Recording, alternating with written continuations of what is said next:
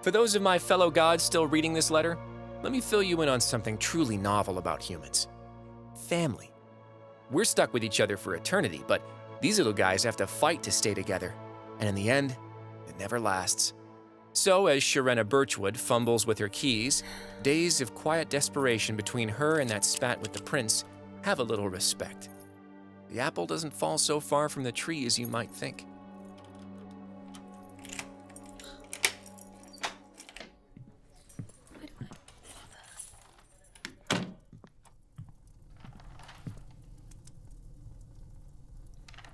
Father, I didn't know you were coming. At all. Predictability is not among my greater flaws. This is Narandul Birchwood. He's a musing, curious human who spends his days observing the world and quietly doing something about his conclusions. A sharp wit and an unnerving ability to be right has earned him a few admirers and twice that many enemies. Oh, he's also Sharena's father. You may have picked up on that part. Charming. You do like your secrets. To what do I owe the occasion? My birthday was 3 weeks ago. The monthly reports. How long have you been the only one writing these? How long did I have you going? Longer than I'd like, but shorter than you think. I trusted you, Sharena. Had I been looking for deceit, I would have found it sooner. We have gifted you every freedom, and all we asked in return was a small window into your lives, both of your lives. I was in a delicate position. The alternative was just this. Wasting your time to come and straighten we young ones out. And yet, here I am. Well done. I aim to inconvenience. I was the one vouching for honesty in the beginning, if that helps to ease your parental concerns. Prince Edric has shown his hand as less than dependable. Yes, I had thought as much, but what I didn't think was that you would play along. In his defense, forgery was my idea.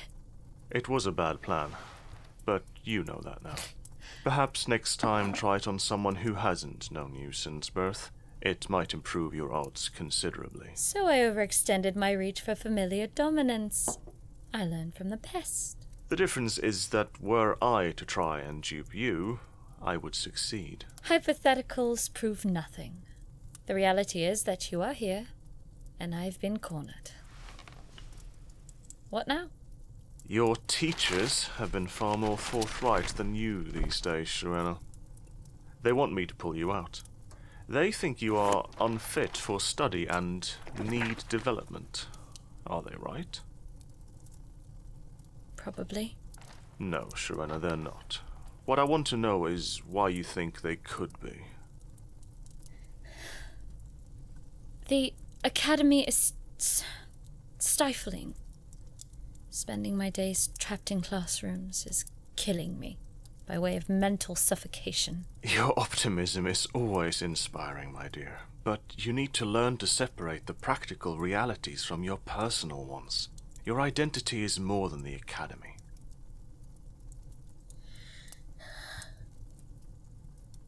Father, I hate everyone and want to leave, okay?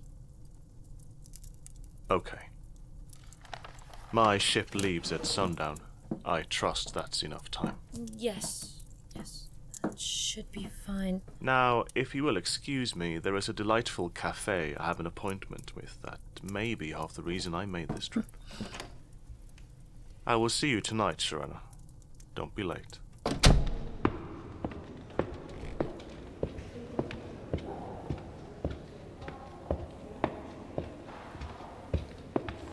No, I'm fine. No need to make a fuss.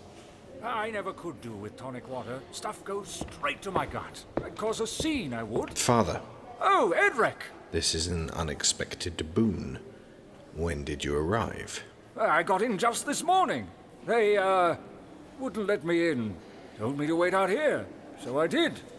How have you been? This is Edwale Darilli, a loving father, an active community member, and a middling king. Devoted to governing the small things, his kindly rule is beloved by the common man and an opportunity for the less scrupulous. To Edwell, life is like a platitude, meaningful, honest, and easier to follow when there's only one layer to it. They just left you waiting out here? They should have sent for me. They know who you are. Oh, it was no trouble, Edric, really. They just know how busy you are these days. I was perfectly content to wait. Still, what's done is done. I'm surprised you were able to afford the time for this trip. Thank my physician. He seemed to think I was a heart attack waiting to happen. So I handed the reins over long enough to make a little trip. God, it's good to see you again. Have you supped, Edric? Not yet. I've had projects consuming my time, so things are still in disarray. Oh, I don't mind eating out. I really don't. Whatever you want, son. My treat now. Nonsense. The local cafe owes me a favor. Wonderful, wonderful. Lead the way. We've enough to catch up on for lunch and 2 dinners. Just don't tell your mother about the dessert.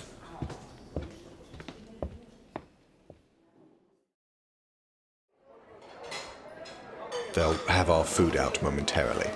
Good, good. I don't know about you, but I'm famished. Boat food is hardly food at all, I'm afraid. I'm afraid so. You're keeping busy here, I can see. I prefer it that way. It amazes me how little the Academy expects of its students. Thank you, dear. You're happy here? Yes. How is Mother? Almost as busy as you. 3 feasts a week this time of year. And she runs every last one, from the silverware to the jousts. That woman. That woman.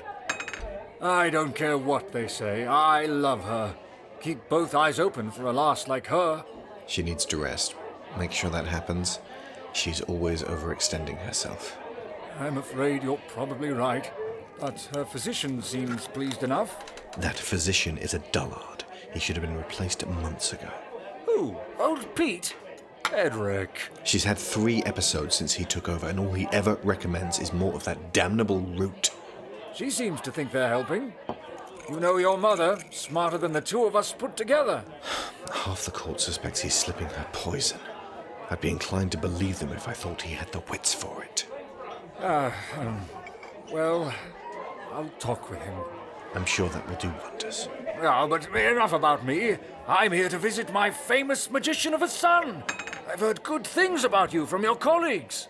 Yes, well, as I've said, the Academy's hardly proven a challenge. And little Sharena Birchwood? How's she getting along? I spoke with her before you 2 left. A firecracker, that one. Sharena? Rumor has it she's already on her way home. She didn't take as well to the life of an academic, I'm afraid. Beg your pardon? Edric, lad, are you joking? I'll admit her reasons weren't entirely clear to me. She's embarking with her father tonight. I see. Shame. The girl was bright. Such potential. Did you agree to this, my boy? It was hardly my place to offer an opinion. Sharena's life is her own to lead. What her future holds, I can't say. Perhaps neither can she.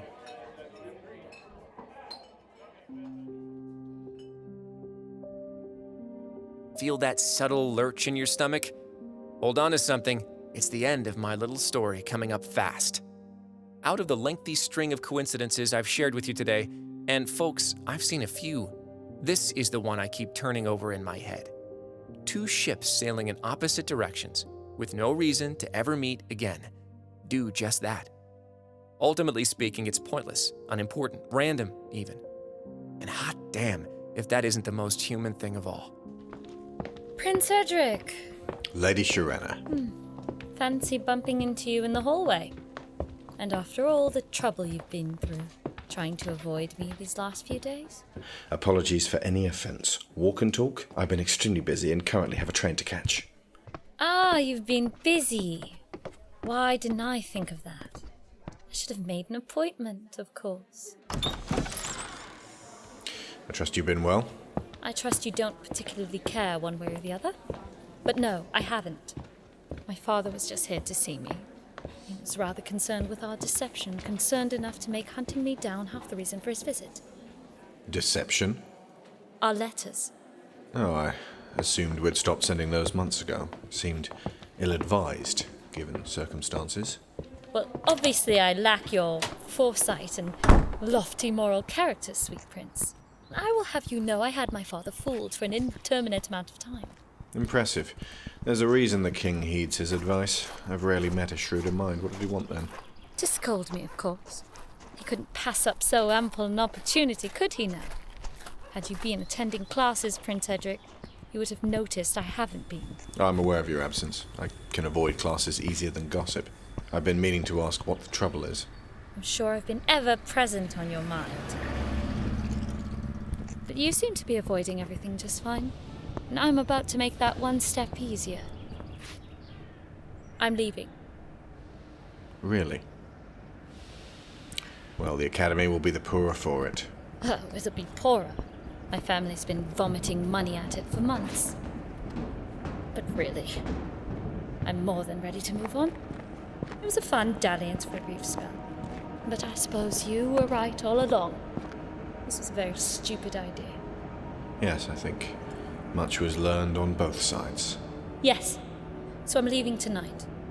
Taking a boat? My father's. Very good, very good. Lots of money, as I mentioned.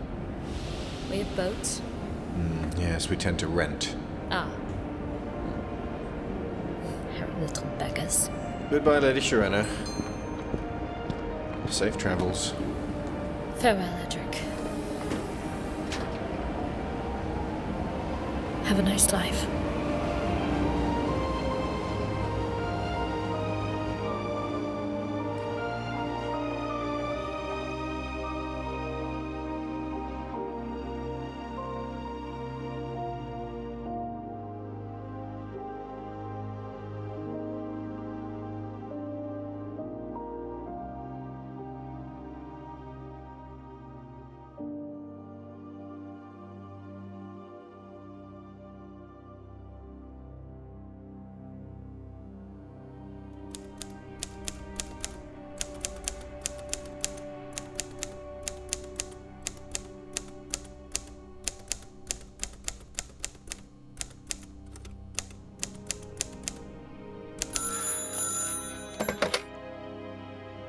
Ribbit?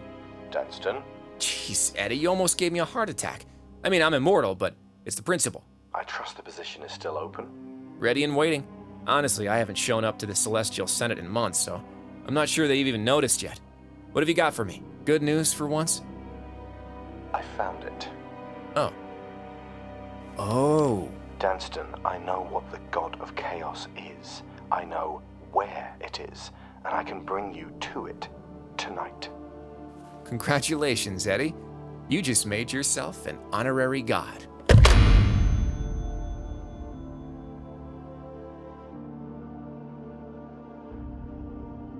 Yeah, I know what you're thinking. But why, Danston? Why'd you do it? That's a good question, but honestly, it could be better. I'm not the story here. Heck, you may never see me again, but you'll be staring down the mortal of mid-morning every damn day, between 8 and 10 a.m. if he takes the title seriously. So consider this a letter of introduction to your very human colleague and his entire species at large. I've said my piece. It's your move now. Oh, and hey, be nice to the new guy. He's got a god complex already, so he'll fit right in. Previously yours, Danston, the god who went insane.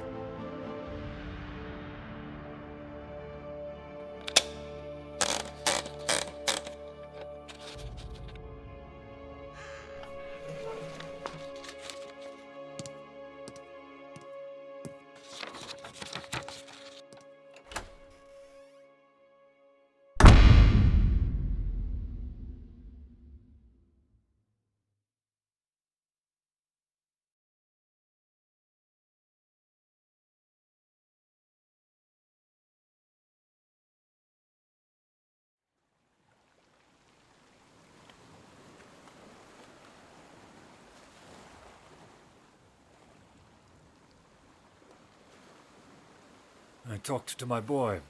Impressive. You've managed more than most, it seems. He says you're bringing Shirena home without a word. There were several words, as I recall. But as Sharena tells it, your boy hardly looked up from his drink. Good God, Narandul, you should have told me. You could have done just that. You know you could have. The ideas this girl puts in your head, I just don't... What are you thinking this time, Narandul? A year ago, my daughter decided that she would accept my offer of a joint study with the Drillies. And yesterday, she decided it was no longer worth the costs. What was I thinking? I was thinking it didn't particularly matter what I thought. Explain yourself? I do not give my daughter orders, Edwell. I give her information by which she can make her own decisions. Her decision? She made her decision when she came to this city with Edric. She'll change her mind next week. All this nonsense will be for nothing. Precisely, yes. Or such is the hope. Or she won't, and all of this nonsense will be for something indeed. I didn't mean to blindside you with this, Edwell, but I wasn't going to leave my daughter in limbo until I could find your attention. Well, you've found it. What's wrong with the girl, Narandul? You know I care for her just like you care for my Edric. She ought to be content enough, aye? That's the puzzle I am still trying to solve. I do have a theory, however. I'm all ears. We can fix this, sure enough. Very well. Your son is being an arse. Go on. I spent most of my time here investigating. I spoke to their classmates, their teachers, even barmaids, anyone who might have had contact with our children. One can only trust their letters so far. Speaking of which, you were right. Edric hasn't been involved for months now. But why? Why would he do that? Why would she do that? Good gods, how can we rule a people when we can't even control our own children? Control them? Why would we want to? I didn't mean it like that. Not like that. But honesty is paramount to what we stand for. Edric is a man of strong ambitions. He chafes at a leash, no matter how loose. Honesty is just another annoyance for him, another obstacle towards his more pressing duties. As for the letter forgery, that was my daughter's idea. I think she expects me to be proud. And I'm sure you are. I did worry about this, putting the two of them together, letting them loose in the city. They're too clever for me. The letters were the first of Edric's offenses, but they were hardly alone. Soon after, he stopped attending classes, stopped cooperating on assignments. If he didn't have both charm and wit to spare, he would have been dismissed a dozen times over. I'll talk to him. Whatever Edric is doing, he has a plan. That man is anything but aimless. But if there are consequences to be had for his actions, I'm sure he will discover them soon enough. I almost look forward to it.